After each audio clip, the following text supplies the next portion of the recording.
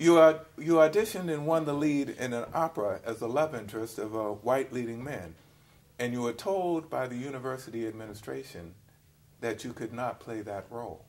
Could you tell us about that? Yeah, well, that was certainly a pivotal point in my life. I was practicing in a practice room in a music building, and a woman by the name of Josephine Antoine, a very buxom blonde soprano from the Metropolitan Opera, who had joined the faculty at the University of Texas. And she heard me practicing, and she just absolutely opened my door without being announcing herself, and said, "Oh, my dear, you are going to be our next Dido." Sure, whatever that is. Dido and Aeneas is an opera by Purcell, and it's the role that they were casting is a Queen of Carthage, the right hue. So she was very excited. I auditioned the next day, and I went to my basic music class the next morning, which is a huge class, music education of some sort. And everybody stood up. It was about 200 people in that class. And I was ready for combat. It was combative time.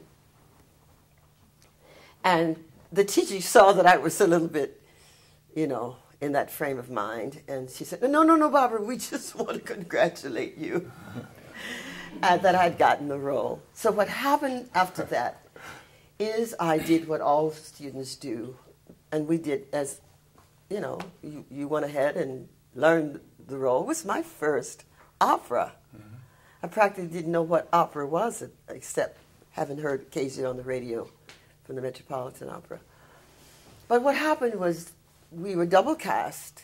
Well, I had an understudy. I will never know the story, really, the true story. I just know that it upset a lot of people. And in January of 1957, the president of the university, the Board of Regents, my house mother, people like that met. I had no idea about this meeting.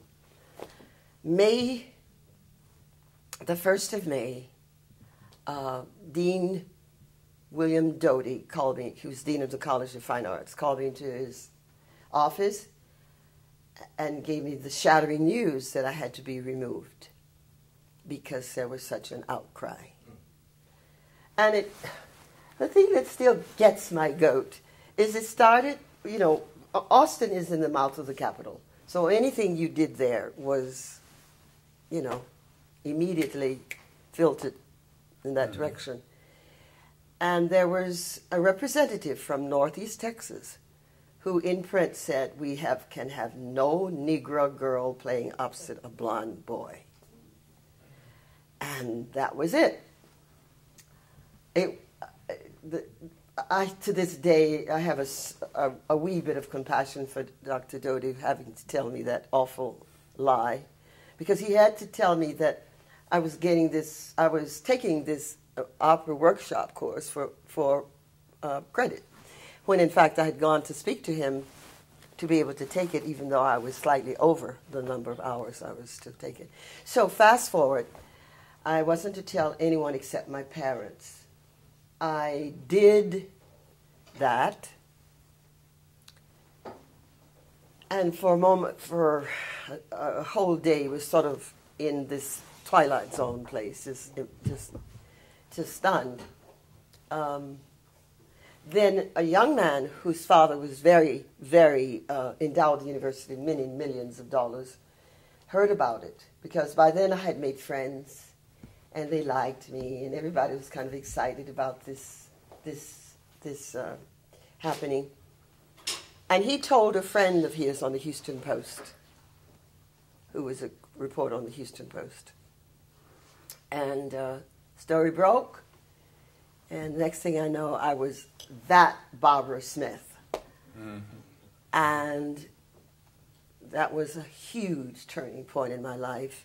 Yes.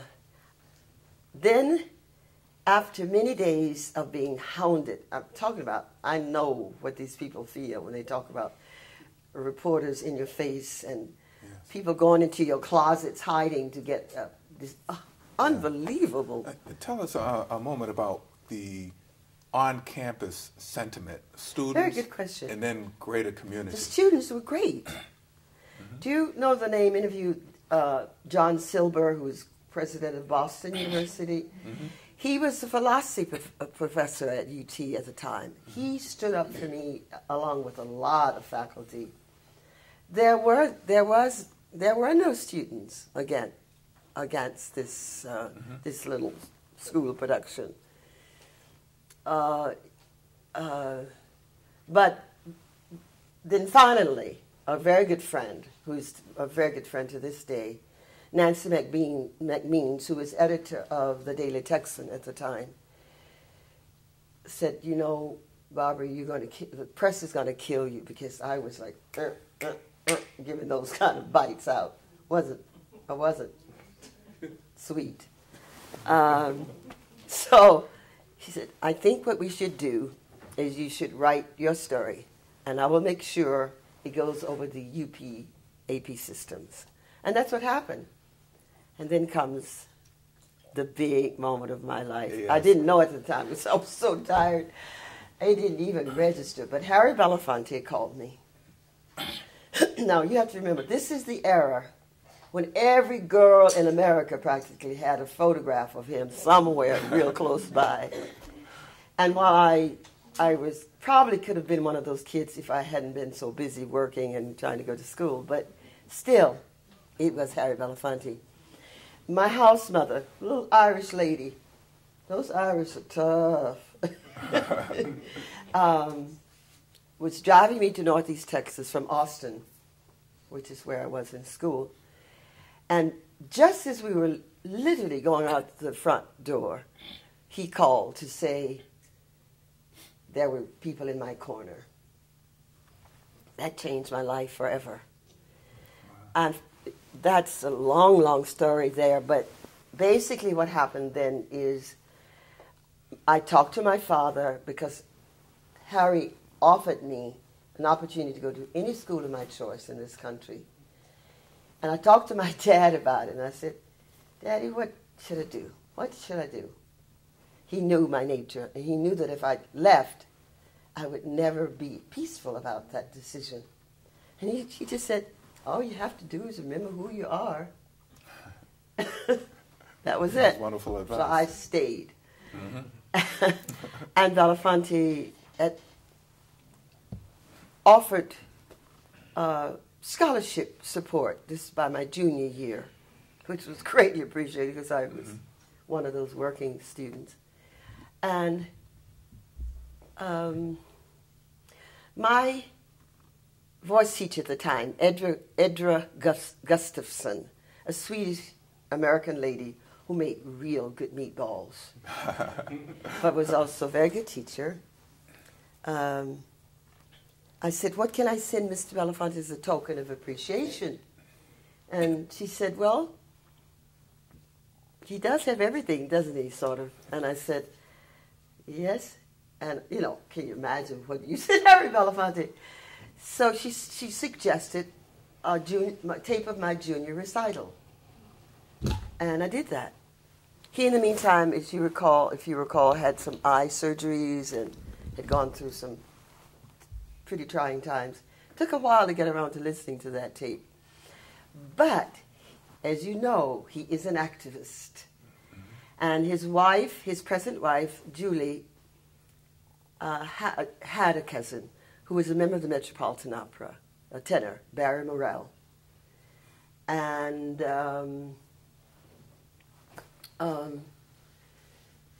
had him to listen to it and thought I had talent. And then they set up an audition with some of the major music forces in that field, conductors and singers, etc. And I will never forget it. The Ansonia Hotel is a very famous hotel in New York where many, many great opera divas and divos and musicians, period. Because nice thick walls and big rooms where they lived. And so the the consensus was, and the main spokesperson was Giuseppe Danese, who was a great Italian baritone, and was my first teacher in New York. And he said, well, she has no balcony, but she's got some talent, and we think she could have a very fine career. And we walked out.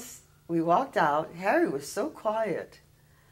And I thought, this is wonderful. Why isn't he excited? He waited till we got down the stairs. He went, hot dang, Barbara, we made it. I will never forget. Yes, I don't need that, do I?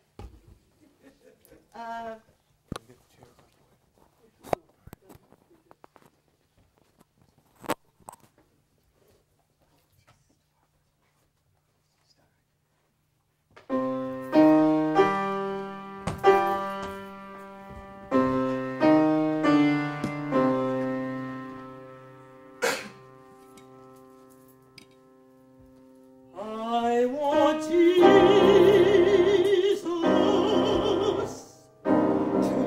walk with me.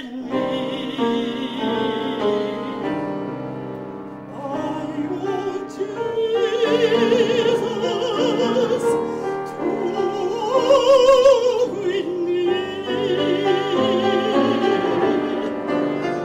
In my heart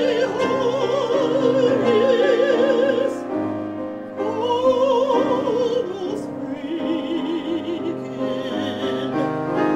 Lord, I want Jesus to walk with me. In my trouble